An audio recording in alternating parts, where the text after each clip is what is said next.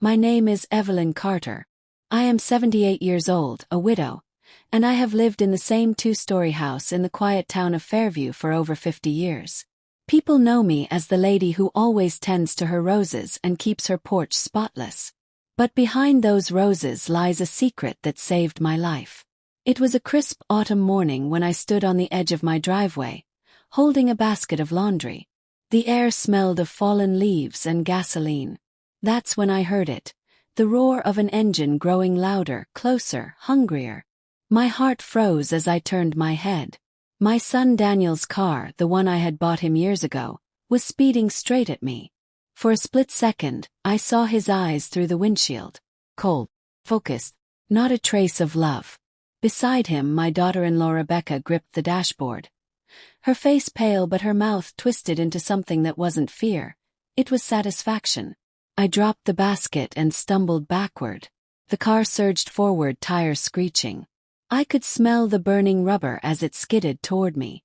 My legs felt like lead, my lungs tight, as if my own children had decided I wasn't their mother anymore.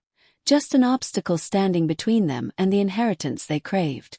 I thought, this is how it ends. This is how my own flesh and blood erases me. But then, thunk. The bumper grazed my hip as I fell sideways, barely missing the deadly impact. The car roared past, braking hard at the end of the driveway. Daniel reversed slowly, his face void of remorse. They thought they had scared me enough to give up. What they didn't know was that my house wasn't just any house anymore. I had installed cameras, hidden in every corner, every tree, every shadow. And they had just been caught red-handed. As I lay there, clutching my hip, pain shooting through my body, a strange calm washed over me. I whispered to myself, "You made the biggest mistake of your lives." Because I knew, everything was recorded. Their plan to kill me was captured, frame by frame. But what I didn't know then was that this was only the beginning of their twisted game. That night, as I sat in my living room, I replayed the footage. Every sound, every word they muttered when they thought I couldn't hear, was crystal clear. And with every second, I felt my fear turn into fire. They wanted my estate. They wanted to erase me. I wasn't going down without a fight. Little did they know, I wasn't the fragile old woman they believed I was. I was the woman who raised them, survived loss, and built everything they now wanted to steal. I had more strength in my bones than they had in their hearts. But as I watched that video, something else appeared. Another figure in the background, lurking near the bushes, recording with a phone. Someone else knew what happened. Someone else was involved. Who was this person, and what were they planning to do with that recording? This was no longer just about my children. It was bigger, darker, and far more dangerous than I imagined. Stay with me because this is only the start. You think this is shocking?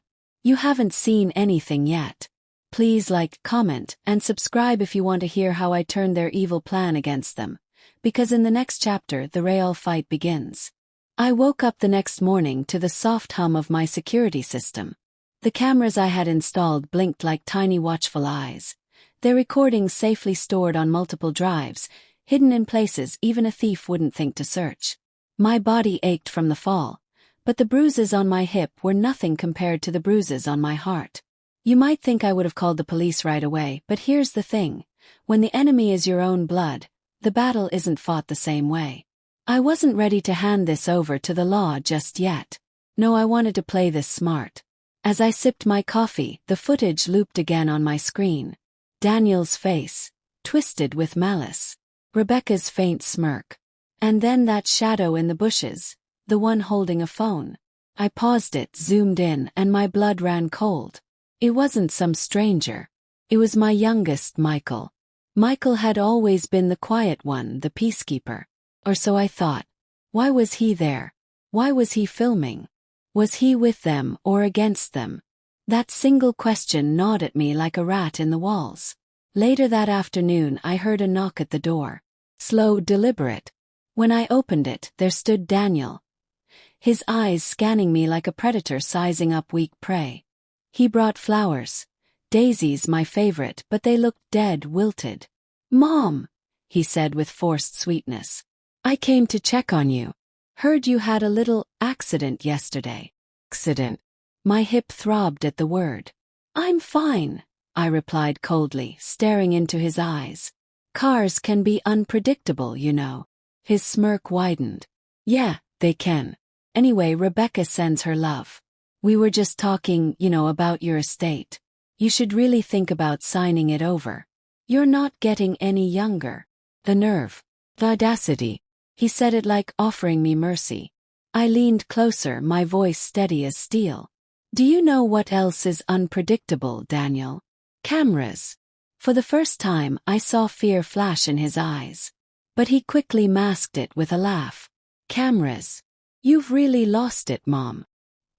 He left after that, but not before glancing around the living room like a hunter scouting traps. I knew he suspected something, and that made me even more careful. That night I called Michael. My voice trembled, not with fear, but with controlled rage.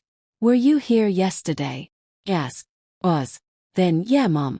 I was. Why didn't you say anything?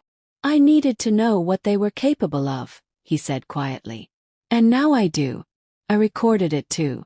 I was going to bring it to you when it was safe. My heart softened a little. Maybe he wasn't against me. But could I really trust him? In this house, trust had become as rare as gold. Days passed and tension grew. Daniel and Rebecca began visiting more often, pretending to care, but always circling the topic of my estate like vultures circling a dying animal. Each time I smiled sweetly, playing the weak old lady they thought I was. But inside I was gathering my strength. One evening, as I sat by the fireplace, the phone rang. An unknown number. When I answered, a voice hissed, "You're running out of time, Evelyn. Sign it over, or next time we won't miss." Blick.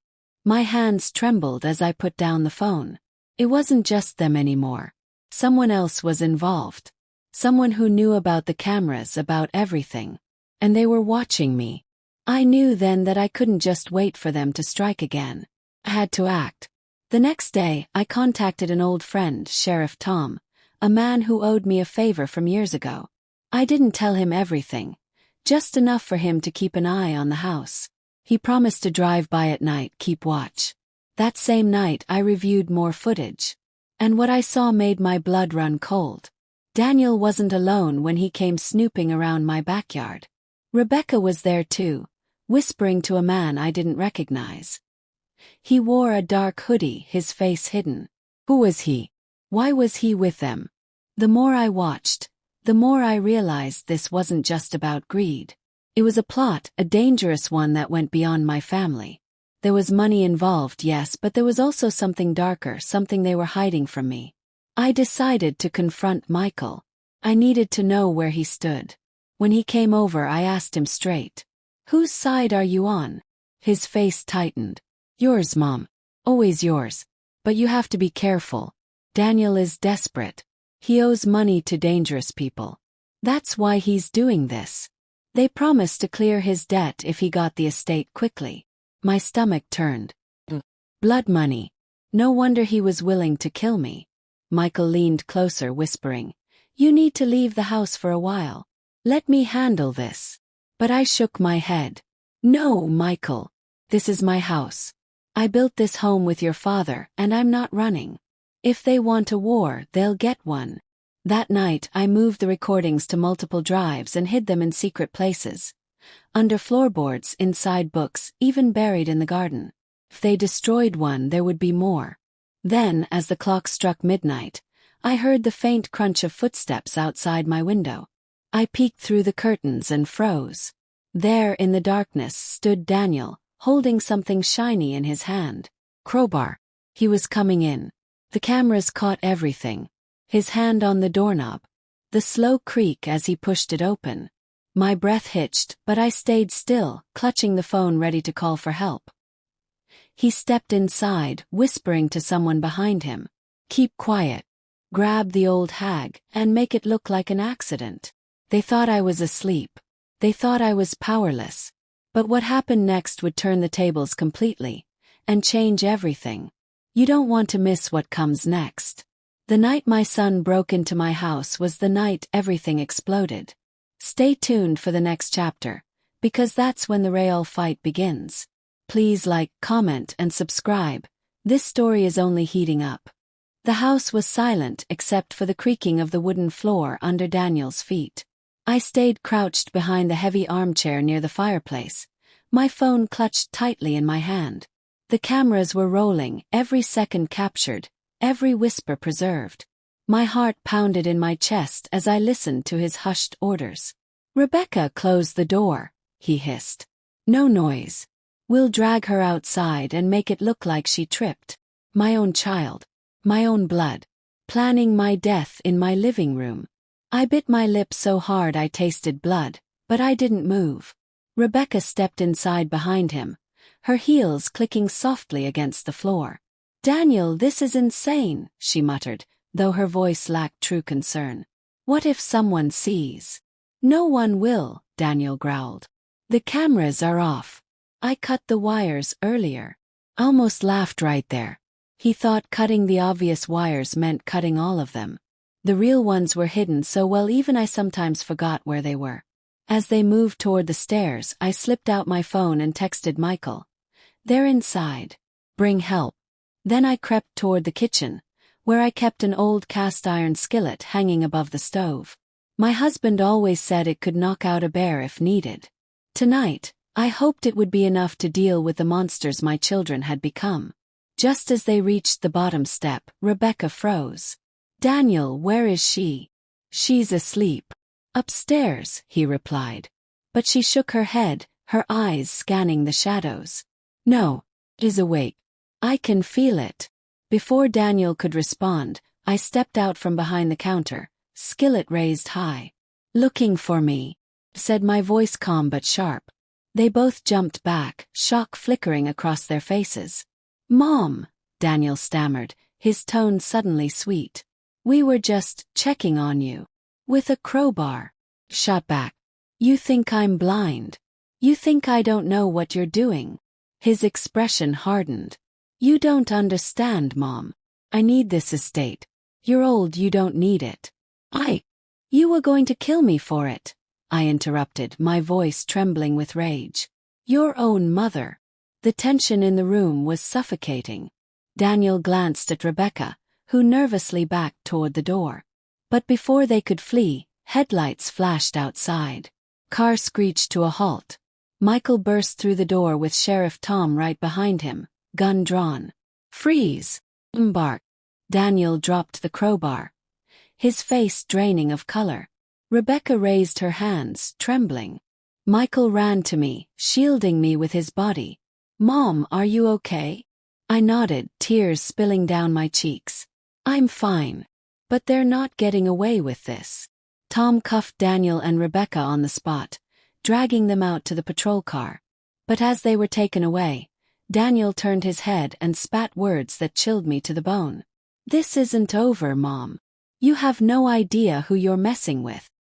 His voice wasn't just angry, it was fearful. That's when I realized he wasn't lying. There was someone else pulling the strings. Someone far more dangerous. The next day, I went to the police station to give my statement and hand over the footage. But to my shock, when the chief reviewed the files, half of the recordings were missing. Deleted as if they never existed. "How is that possible?" I demanded. The chief shook his head. "Ma'am, whoever did this knew exactly what they were doing. They wiped them clean remotely. This isn't just a family matter anymore." That night I couldn't sleep. My home no longer felt safe. Every creak, every shadow felt like a threat. I sat by the window, clutching the backup drive I still had, the one hidden in the garden. It was my only proof now. Michael stayed with me, but even he seemed on edge. "Mom," he said, "Daniel wasn't lying. The people he owes, they're ruthless. If they know you have evidence, they'll come for you too." I stared out into the dark street. "Then let them come. I'll be ready." But just as I said those words, a brick crashed through my living room window, shattering glass everywhere. Attached to it was a note. "Hand over the drive or next time we won't miss." My hand shook as I read it. Michael grabbed the note, his face pale. "Mom, we have to go to a safe place. You can't stay here." But I refused. "I won't run from my own house. This is where I fight." What neither of us knew was that the fight was about to get deadlier than we imagined. The people behind this weren't just after my estate, they were after silence. And they would stop at nothing to get it. The next night, as the clock ticked past midnight, the power went out. My cameras went dark. My house plunged into blackness.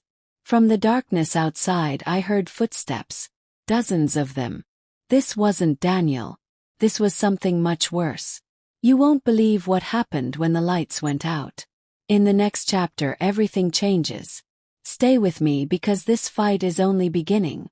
Please like, comment and subscribe. What's coming next will leave you speechless. The moment the lights went out, a cold chill crept down my spine. The house that had always been my sanctuary suddenly felt like a trap. I could barely see, but my instincts screamed louder than fear. "They're here." Michael grabbed my arm. "Mom, stay low," he whispered, his voice trembling. "They cut the power on purpose." My fingers tightened around the flashlight I kept on the side table. With one quick flick, I turned it on, casting a shaky beam of light across the room. For a split second, the beam caught something, a shadow slipping past the back window. "They're surrounding the house," I hissed. Michael pulled out his phone. No signal. They jammed it. That's when I knew we were dealing with professionals. Whoever Daniel owed money to wasn't just some street thug. These were people who knew how to erase problems, quietly. We ducked behind the couch as the back door creaked open. Heavy boots stepped inside. There were at least 3 of them. I could hear their muffled voices. "Search every room. Find the old woman. Grab the drive." The drive. That was what they wanted. The one piece of evidence I had hidden deep in my garden, under the rosebush I planted with my late husband. Michael leaned close to me, whispering, "We can't fight them head-on. We need to outsmart them." I nodded, my heart pounding so hard it felt like it would give me away. "The cameras," I whispered back. "But the power." "They're on backup batteries," I said with a grim smile. "Every move they make is still being recorded." We crawled slowly to the basement door. I knew if we stayed on the main floor, we were done for. The basement had a hidden passage I had built years ago, leading out to the shed. It wasn't much, but it was our only chance. We made it to the door just as one of the men stepped into the living room. His flashlight beam swept across the furniture. He was tall, masked, holding something metallic, probably a weapon. I held my breath. One wrong move and we were finished. Michael opened the basement door as silently as he could, but the hinges betrayed us with a loud squeak. "Down there!" the man shouted. We bolted down the stairs, hearts racing, as footsteps thundered behind us. Michael slammed the door shut, jamming a chair against the handle. It wouldn't hold them for long. In the darkness of the basement, I felt my way to the old shelf. Behind it was a narrow gap leading to the hidden tunnel. We squeezed through, scraping our arms on the rough wood. Just as we reached the middle of the tunnel, the basement door burst open above us. "They're down here," one of the men growled. We crawled faster, the sound of boots pounding on the basement floor sending adrenaline surging through me. The tunnel was tight, and every movement felt like an eternity. Finally, we emerged into the shed, gasping for air. Michael pulled the wooden latch shut, locking the tunnel entrance. But we weren't safe yet. From the shed's small window, I saw 2 more men circling the garden. They were looking for the drive. "For me." "Mom," Michael said, his voice low. "We can't stay here. They'll tear the place apart." "Exactly," I said. "And while they do, we're going to make sure the world sees it." I pulled out the small remote I kept in my pocket. With one click, it sent the live feed from my cameras straight to Sheriff Tom's secure line. If these men thought they could erase me quietly, they were wrong. The sound of wood splintering told us the shed wouldn't hold long. Michael looked at me, panic in his eyes. "What now?" I opened the shed door just a crack and pointed to the roses. "We run for the garden. The drive is there." Once we have it, they can't stop us. We waited for the right moment, then sprinted through the night air. The grass was wet and my legs burned, but I didn't stop. Behind us, shouts erupted. There they are. A gunshot cracked through the night, the bullet whizzing past my ear. We dove behind the rosebush. Michael started digging frantically while I kept watch. Finally, his fingers closed around the small metal box. Inside was the drive, the key to everything. But as we turned to run, a man stepped out of the shadows, blocking our path. His mask slipped slightly, revealing a scar across his cheek. He raised his weapon, pointing it straight at me. "Hand it over," he snarled. My hands shook, but I met his gaze. "You'll have to kill me first." The man's finger tightened on the trigger. Michael yelled, "No," and lunged at him. They struggled, the gun clattering to the ground. I grabbed it, my hands trembling, but I aimed it straight at the man. "Get away from my son," I said through gritted teeth. For a moment everything froze. Then the sound of sirens pierced the night. The masked men panicked, fleeing into the darkness just as Sheriff Tom's car screeched into the driveway. Tom jumped out, gun drawn. "Evelyn, are you okay?" I nodded, clutching the drive to my chest. "We have proof, Tom. Everything is on this." The attackers disappeared into the night, but I knew they'd be back. They weren't the type to give up easily. And Daniel, he was still out there waiting for another chance. As the officers secured the area, Tom put a hand on my shoulder. "You need protection, Evelyn. This isn't just about family anymore. You're dealing with criminals." I looked at him, my eyes fierce. "Then I'll be ready for them. All of them." But later that night, as I tried to rest, a message buzzed on my phone. No number. Just words that sent chills through me. "You think this is over? The next time we come, we won't miss." And attached to the message was a photo. Me and Michael, taken from outside the shed. They were watching us. Even now. In the next chapter, the hunt escalates. They came for me once, they'll come again, but this time I'll make sure they regret it. Stay tuned, because what happens next will leave you breathless. Please like, comment, and subscribe. This is far from over. The morning after the attack, my house looked like a battlefield. Shattered glass, broken locks, and footprints in the mud told the story of what happened.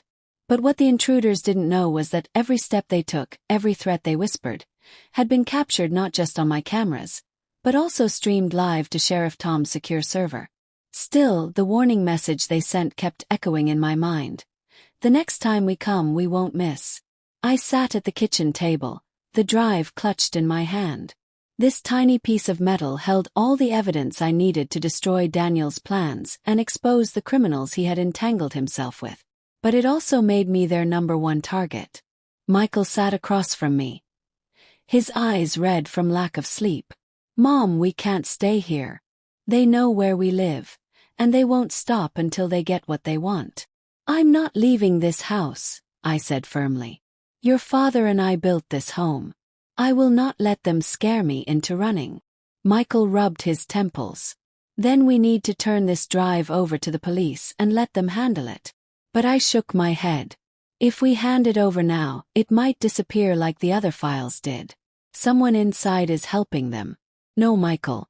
We keep it safe until the time is right." He stared at me, torn between fear and admiration. "You're not afraid, are you?" "Oh, I'm terrified," I admitted. "But I'm also angry. They came into my home, they tried to kill me, and they think I'll just hand everything over. They don't know who they're dealing with." That afternoon, Sheriff Tom returned with 2 deputies. They set up extra patrols around my house and installed a panic button near my bed. Tom pulled me aside. "Evelyn, these people are dangerous," he said quietly. "I've seen what they're capable of. You need to consider going into protective custody." "I appreciate it, Tom," I said, "but I'm staying right here. If they want to come, I'll be ready." Sighed. "Then at least let me assign an officer to watch the house at night." I agreed, though I still had my doubts about how deep this corruption went. Someone had deleted those files from the police system, and I wasn't about to put all my trust in anyone. That night, as the house settled into silence, I armed myself. I kept the gun I had taken from the intruder close, loaded and ready. The drive was now hidden in a new spot, inside a hollowed-out Bible on my nightstand. If anyone tried to take it, they would have to go through me first. Around midnight, I heard movement outside. Not footsteps this time, wheels. I peeked through the curtains and froze. A black van sat idling at the end of my driveway. Its headlights were off, but I could see the faint glow of someone smoking inside. Michael was asleep upstairs, so I quietly crept down to the basement and checked the live feed. The cameras confirmed it. 3 men in masks were getting out of the van. They were armed and they were moving fast. I hit the panic button, praying it would work. Sirens wailed faintly in the distance, but the men weren't slowing down. They were coming straight for my front door. I grabbed the gun and crouched behind the hallway table, heart pounding. The front door splintered under a powerful kick. They stormed inside, moving with military precision. "Split up," one shouted. "Find her. Find the drive." I held my breath, my finger trembling on the trigger. They swept through the living room, the kitchen, the dining area. Then one of them stepped into the hallway, just feet from where I hid. Before he could turn his head, I aimed low and fired. The bullet hit his leg and he screamed, collapsing to the floor. The other 2 rushed toward me, but I fired again, forcing them to retreat behind the walls. "You think you can scare me?" I shouted, my voice shaking with rage. "This is my house." Just then, sirens blared louder, and bright red and blue lights filled the windows. The intruders bolted out the back door, disappearing into the woods as the officers arrived. Sheriff Tom ran in, gun drawn, and saw the wounded man on the floor. He immediately cuffed him. "You're under arrest." The man only laughed, blood pooling around his leg. "You think you've won, old lady. They'll send more. They'll never stop." I knelt beside him, my voice cold. "Tell them to keep coming. I'll be waiting." The officers dragged him out, but his words lingered.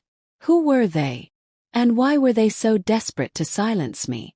The next morning, Tom questioned the man, but he refused to talk. No name, no reason, no nothing. Meanwhile, Daniel posted bail and walked out of jail like nothing happened. When I saw him standing across the street that evening, watching my house with a smug grin, my blood boiled. He raised his hand, mimicking a gun with his fingers, and mouthed the words, "You're next." Michael grabbed my arm. "Mom, we have to leave. He's not going to stop." But instead of fear, I felt something else rising inside me. Determination. "No, Michael. This ends here. I'm done waiting for them to attack. It's time I take this fight to them." That night, I began my plan. I gathered every backup recording, every piece of evidence, and reached out to an old journalist friend who had once exposed corruption in our town. If the police couldn't be trusted, the press would make sure the truth saw the light of day. But as I typed out the email, my phone buzzed. A video file appeared with no sender. When I opened it, my heart stopped. It was Michael, tied to a chair, bruised and gagged. A voice behind the camera said, "You have 24 hours to bring us the drive. If you don't, he dies." My hands shook as I dropped the phone. They had my son. In the next chapter, I'll do whatever it takes to save Michael, even if it means walking straight into the enemy's trap. Don't miss it. Please like, comment, and subscribe because the storm is just beginning. The video replayed in my head like a nightmare I couldn't wake from. Michael bound to a chair, a bruise darkening his jaw. His eyes wide with fear. The voice behind the camera was cold, calculated. "You have 24 hours. Bring the drive to the old Fairview warehouse. Come alone. No police, no tricks, or your son dies." I sat at the table, the drive clutched so tightly in my hand that my knuckles turned white. My heart was torn in two. Michael was my last child who had stood by me, and now they had him. Sheriff Tom came as soon as I called him. After watching the video, his jaw tightened. "Evelyn, this is serious. These people don't bluff. You can't go alone." I have no choice, I said. If I don't go, they'll kill him. Tom leaned closer. Then at least let us set up a trap. We'll have snipers back up. Cut him off. No. If they see even a hint of police, they'll execute him on the spot. You know how these people work. Tom sighed, frustrated. Then at least wear this. He handed me a tiny transmitter hidden in a button. We'll track you. You won't be completely alone. I nodded, though I knew deep down that once I stepped into that warehouse, I'd be walking into the lion's den. That night I didn't sleep. Instead, I packed a small bag, the drive, the gun, and an old locket with Michael's baby photo inside. As I zipped it closed, I whispered to myself, "You've taken everything from me, but you won't take my son." The next evening I drove to the warehouse. The sky was dark, clouds hanging heavy like they knew what was coming. The building loomed ahead, abandoned, its broken windows staring at me like empty eyes. When I stepped inside, the smell of rust and decay filled my nose. Shadows stretched across the walls, and every sound echoed ominously. A voice came from the darkness. "Put the bag down." I froze, clutching it tighter. "Where's my son?" The voice laughed, cold and mocking. "You'll see him once we have what we came for." A masked man stepped forward, holding a gun. Behind him, two others dragged Michael into view. He was barely conscious, his head hanging low. My heart cracked at the sight. "You hurt him, and I swear." "Swear what, old woman?" the man sneered. "You're in no position to make threats. A drive. Now." My mind raced. I needed to save Michael, but handing over the drive would mean letting them win. Then I remembered Tom's words. "We'll track you." If the transmitter worked, help was on its way. I just had to buy time. I slowly placed the bag on the ground, but as the man bent to pick it up, I kicked it away, yanking the gun from my coat and firing a shot that grazed his arm. Chaos erupted. The two men holding Michael dropped him to draw their weapons. I ran to my son, shielding him with my body. Bullets ricocheted off the metal walls, the sound deafening. Suddenly, red and blue lights flashed through the broken windows. Sirens wailed. Tom's voice boomed. "Drop your weapons. You're surrounded." The masked men panicked. One fired wildly, the bullet nicking my shoulder, burning like fire. I screamed but held on to Michael. The other men tried to flee, but officers stormed in, taking them down one by one. The leader grabbed me from behind, pressing a knife to my throat. "Call them off or I'll kill her," he shouted. Tom aimed his gun, his voice steady. "You won't walk out of here alive if you do." In that split second, I slammed my elbow into the man's stomach, breaking free just as Tom fired. The man dropped, the knife clattering to the floor. It was over, or so I thought. Michael was rushed to the hospital, and I was treated for my wound. Tom assured me the gang had been arrested, but when I asked about Daniel, he shook his head. He wasn't there. He's still out there.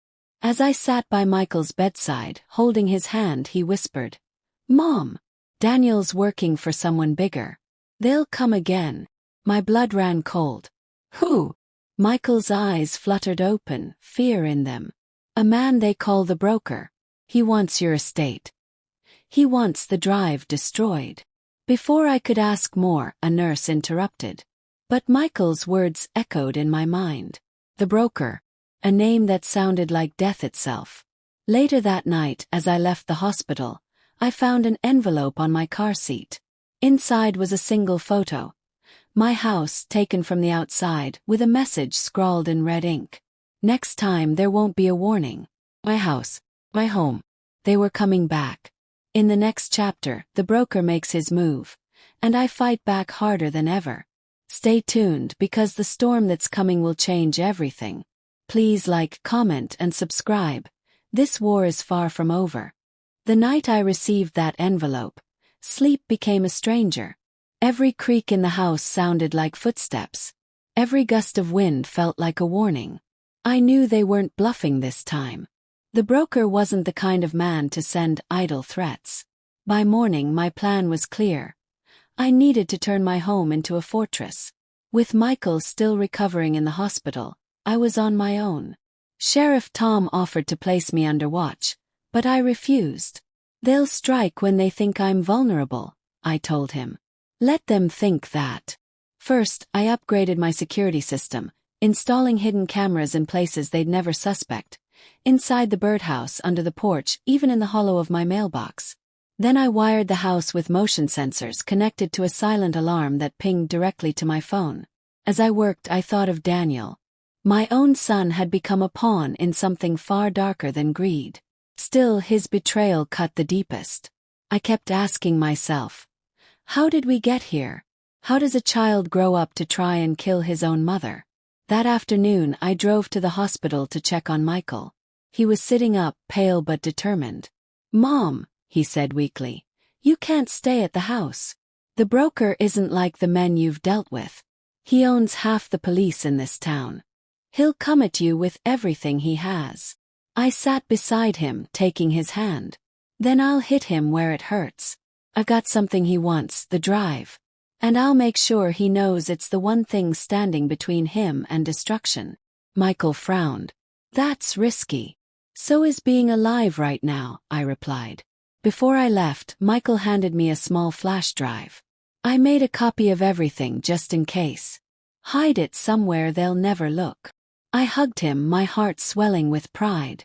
Even injured, my boy was thinking ahead. That night, I returned home to find a black luxury car parked at the end of the street. Its tinted windows reflected the dim streetlights. My stomach tightened. They were watching me, letting me know they could reach me any time. I walked inside calmly, even though my hands trembled. Then, as I closed the door, a voice spoke from the shadows of my living room. "Mrs. Carter, you're a difficult woman to kill." Froze. A tall man in an immaculate suit stepped out, his slicked back hair shining under the dim light. He looked more like a banker than a criminal, but the coldness in his eyes said otherwise. "The broker," I said, my voice steady despite the fear gnawing at my insides. He smiled thinly. "You've caused me a great deal of trouble. That drive in your possession. It has information that belongs to me." "It's evidence of everything you've done," I snapped. "The threats, the murders, the corruption. And I'm not giving it to you." He chuckled softly, as if I'd told a joke. "You think you're brave, Evelyn. But bravery has its limits. Hand over the drive, or the next funeral in Fairview will be yours. Or worse, your son's." I met his gaze, refusing to flinch. "You can threaten me all you want. I'm not afraid of you." His smile faded. "You should be." He stepped closer, lowering his voice. "You have 48 hours. After that, your world burns." And just like that, he walked out, as calmly as he had appeared. The car outside drove away silently, leaving me trembling in my own home. The next 2 days were a blur of preparation. I moved the original drive to a new hiding place only I knew, buried beneath the roots of the oldest tree in the garden. I sent anonymous copies to trusted people. My lawyer, a journalist, even a senator who once owed me a favor. If anything happened to me, the whole world would know the truth. On the second night, I sat in the dark, clutching my gun, waiting. Around midnight, I heard the low rumble of engines. Headlights cut through the night as several black SUVs rolled into my driveway. They were here. The doors opened, and men in tactical gear poured out, moving like shadows. The broker stood at the front, calm as ever. "Burn it all," he ordered. My heart pounded as I triggered the silent alarm. Then I whispered to myself, "Time to end this." As the men advanced, the motion sensors lit up, triggering hidden floodlights and blaring alarms. The sudden brightness disoriented them. I fired from the upstairs window, hitting one in the leg. Chaos erupted as they returned fire. I ducked, bullets shattering the glass. The broker shouted, "Find her! Tear this place apart!" Just as they stormed inside, Sheriff Tom's squad car screeched into the street, sirens screaming. Officers jumped out, guns raised. The broker cursed, retreating toward his SUV. But before he could escape, Tom tackled him to the ground, cuffing him while his men secured the house. I stumbled downstairs, my knees shaking.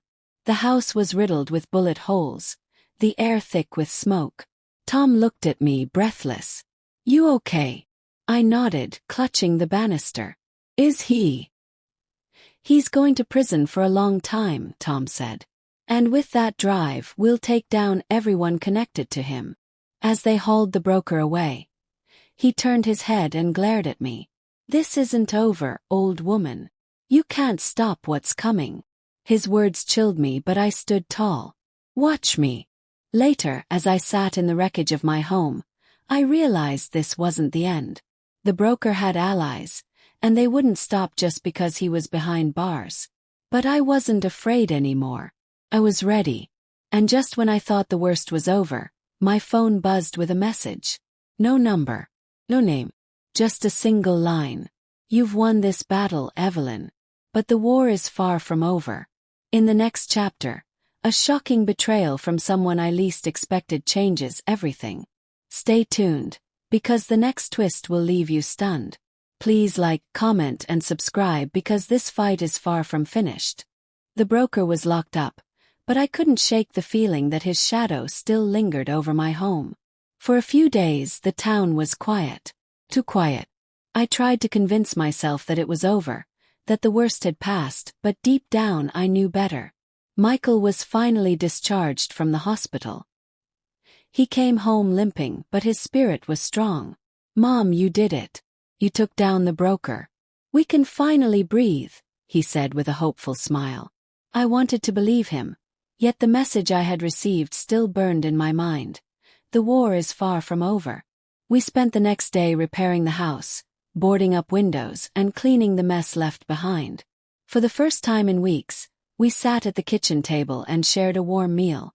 There was laughter, and for a brief moment it felt like old times. But peace doesn't last long when you're dealing with snakes. That evening, Sheriff Tom stopped by with news. "Evelyn, we've been digging into the broker's files," he said, placing a thick folder on the table. Turns out he had connections to some very powerful people. Politicians, businessmen, even law enforcement. He frowned. "Are you saying he still has people working for him?" Tom nodded grimly. "Yes, and some of them are still free. They may come after you, either to silence you or to retrieve the drive." Michael slammed his hand on the table. "Then we need to go public with everything. Release the evidence now." Tom hesitated. "That's the problem. Someone leaked to the press that the drive is missing." My heart sank. "Missing? No, that's impossible. I hid it." "That's just it," Tom said. "Someone close to you might have betrayed you. They're feeding information to the enemy." The words hit me like a punch to the gut. Betrayed. Again. That night I couldn't sleep. I went over everything in my head, every person I trusted, every detail of where I hid the drive. Then, around midnight, I went to check its hiding spot under the old tree. The soil was disturbed. My heart pounded as I dug frantically. The metal box was gone. I stumbled back, clutching my chest. Whoever took it had been close. Too close. When I returned to the house, Michael was standing at the door, his face pale. "Mom, where were you?" "I went to check the drive," I said, my voice trembling. "It's gone." His eyes darted away from mine. "Gone? How? Who could have?" "Don't," I said sharply. "Don't act like you don't know something." Michael stepped back, hurt flashing across his face. "You think I took it?" "I don't know what to think anymore," I whispered. Before we could argue further, headlights flashed outside. A car rolled up slowly, and from it stepped a man I didn't recognize, dressed in a sharp suit, wearing a confident smile. "Mrs. Carter," he called out smoothly. "May I come in? I believe we have business to discuss." Michael tensed beside me. "Who are you?" The man removed his sunglasses, revealing icy blue eyes. "Let's just say I'm the broker's replacement. He may be gone, but his network lives on. And you, Mrs. Carter, have something that belongs to us." I stood tall, hiding my fear. "The drive is gone. You're too late. He smirked. We know. Because one of your own gave it to us. My blood ran cold. You're lying. He tilted his head toward Michael. Ask your son. I turned to Michael, my heart pounding. Tell me it's not true. Michael's face twisted with guilt. Mom. I didn't mean to. They threatened to kill you if I didn't give it to them. I had no choice. I stepped back, my world shattering. You gave them everything. After everything we fought for. The man in the suit chuckled. Don't be too hard on him. He loves you. That's why he was so easy to manipulate. My anger burned hotter than my fear. You made a mistake coming here. He smiled coldly. No, Mrs. Carter. The mistake was yours. You should have handed everything over when you had the chance. Now we're taking it all. Your house, your estate, your life. The men behind him began advancing. Felt my pulse quicken. Michael grabbed my arm. Mom, I'm sorry. I'll fix this. But before we could move, the man raised his hand, and his men rushed forward. Shots rang out as bullets shattered the porch lights. Michael pulled me inside, slamming the door as glass exploded around us. We dove behind the couch, the air filled with smoke and gunfire. My hands shook as I reached for my weapon. Michael, stay down. They're not stopping, he shouted. Just as they were about to breach the door, powerful beams of light flooded the driveway. Sirens wailed. Tom's voice roared through a megaphone. Drop your weapons. The house is surrounded. The attackers scattered, retreating into the night. The suited man glared at me through the chaos. This isn't the end, Evelyn. You'll wish you were dead. And with that, he vanished into the darkness. Tom rushed inside, finding me shaking but alive. You okay? I nodded weakly. No, Tom. This isn't over. They have the drive now. They hold the power. Tom gritted his teeth. Then we'll take it back. Whatever it takes. But later that night, I received a chilling text. We own your son now. Do as we say or he dies next time. In the next chapter, I'll have to choose between my son's life and the truth. But what I do next will shock everyone. Stay tuned, because the final battles are about to begin. Please like, comment, and subscribe. Things are about to explode. The message burned in my mind. We own your son now. Do as we say or he dies next time. I sat in the dark, gripping my phone so tightly it might have cracked. My house, though patched and repaired, felt like a cage. The silence was heavy, broken only by the ticking of the clock. Michael stood by the window, guilt etched into every line on his face. Mom, he said, his voice barely a whisper. They're not bluffing. They'll kill me if you fight them. I turned to him, my anger barely contained. They already control you. You gave them the drive and now they think they own me too. But they don't. Tears welled in his eyes. I was scared for you. I thought I could protect you by giving them what they wanted. I placed my hand on his shoulder. You don't protect someone by handing them to the wolves. You fight. You resist. Sheriff Tom called soon after, his voice tense. Evelyn, I've traced a lead. The broker's replacement. His name is Victor Kane. He's planning something big. I don't know what, but it involves your estate. Victor Kane. The name alone dripped with menace. What's he planning? Asked. Sighed. He's using the drive you lost to blackmail officials. He's also found a loophole to seize your property. If you don't act fast, you'll lose everything. That night, as the moonlight spilled across my living room, I made a decision. They want to use my home as a bargaining chip. Then I'll make it the last mistake they ever make. I dug up the second copy Michael had made, the one I had hidden inside the old clock on the mantel. They thought they had everything, but I still had the ace up my sleeve. The next day, I reached out to my journalist friend, Anna, the only person I trusted outside this mess. We met at a secluded cafe, far from prying eyes. Evelyn, Anna said, her voice hushed. If what you say is true, this evidence could blow up half the corrupt network in this state. But it also paints a huge target on your back. I've been a target for weeks, I said. This ends now. I want the world to see everything. She nodded, taking the drive. I'll prepare the release. But you need to stay alive long enough to see it go live. When I returned home, Michael was gone. Panic gripped me. I searched every room, called his phone, no answer. Then I found a note on the table. Mom, I'm meeting with Victor Kane. I'm going to end this myself. Don't follow me. My knees nearly gave out. My son was walking straight into the lion's den. I didn't hesitate. Called Tom. He's going to Victor Kane. We need to move now.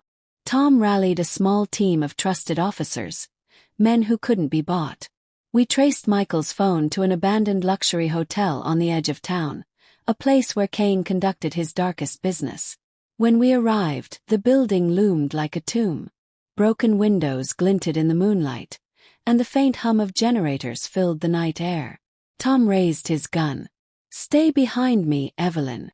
But I shook my head. No. This ends with me.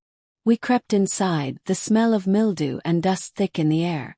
Voices echoed from the grand ballroom. Victor Kane stood there with his men, and Michael was on his knees, a gun pressed to his head. Kane smirked when he saw me. Ah, the brave old woman.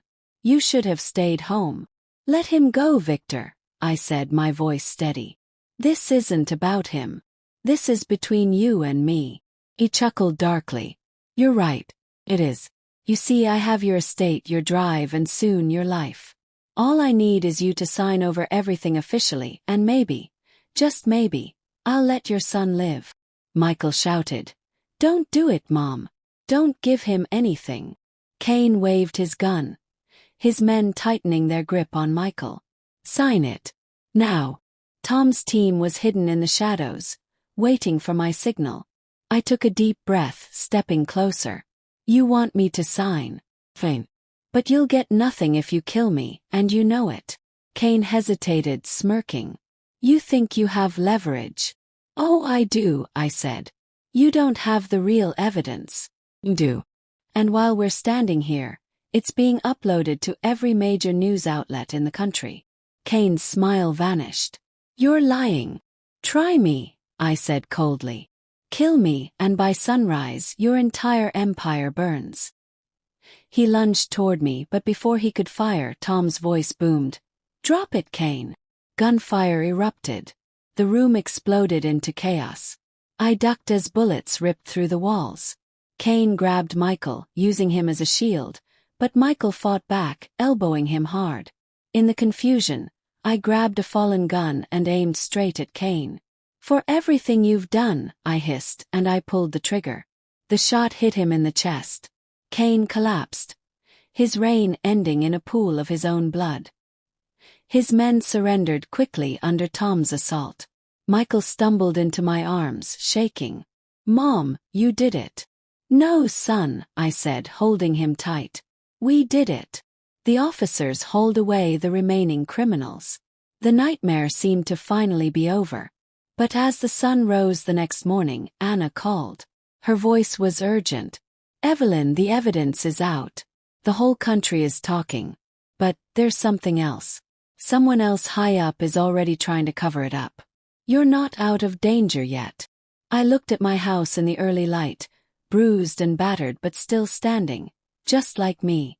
In the next chapter, the final showdown will decide everything. My life, my estate, and my legacy. Don't miss the explosive conclusion. Please like, comment, and subscribe because the ending will leave you breathless.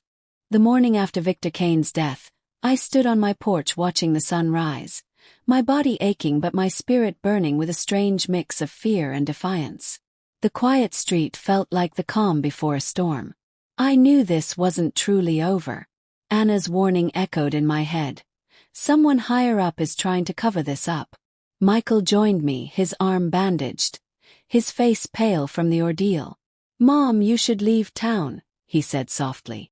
Go somewhere safe until this all blows over. I shook my head. I've spent my life building this home. I won't abandon it now. If they want to come, they'll have to face me here. That day, the news exploded with headlines. Corruption network exposed. Videos and documents from the drive streamed across every channel. People were arrested in waves. Politicians, police chiefs, business moguls. Felt like victory. But victories like this don't come without retaliation. By evening I received a call from Anna. "Evelyn, I have to tell you something. There's one man more powerful than Cain who wasn't exposed. He's furious. They call him the chairman. He's the one who funded everything. And he's coming for you." I felt my blood run cold. "Where is he now?" Anna's voice dropped to a whisper. "He's already in Fairview." Night fell. The air was thick, tense. I sat in my living room, gun by my side, waiting. Michael begged me to leave, but I refused. This was my home, and I would face whatever came. Around midnight, the house phone rang. I answered, my voice steady. "Mrs. Carter," a smooth voice said. "I'm the chairman. You've caused me great inconvenience. But I'm a businessman, and businessmen always offer deals. Hand over the copies you've made, and I'll let you and your son live out your lives quietly." Clenched my jaw. "You can kill me, but the evidence is already everywhere. You've lost." He chuckled softly. "You think you've won. Evidence can be buried. People can be silenced. But I'm giving you one last chance. Refuse, and I'll burn everything you love." My voice didn't waver. "Do what you must. I'm done being afraid." The line went dead. Moments later, headlights filled my driveway. Several black cars rolled up, doors opening in unison. Dozens of armed men stepped out, their boots pounding the ground. Michael grabbed my arm. "Mom, we can't fight them all." I turned to him, my heart fierce. "We won't have to. Help is coming." Tom had placed silent trackers around my property, and the second those cars arrived, they were triggered. Within minutes, sirens pierced the night.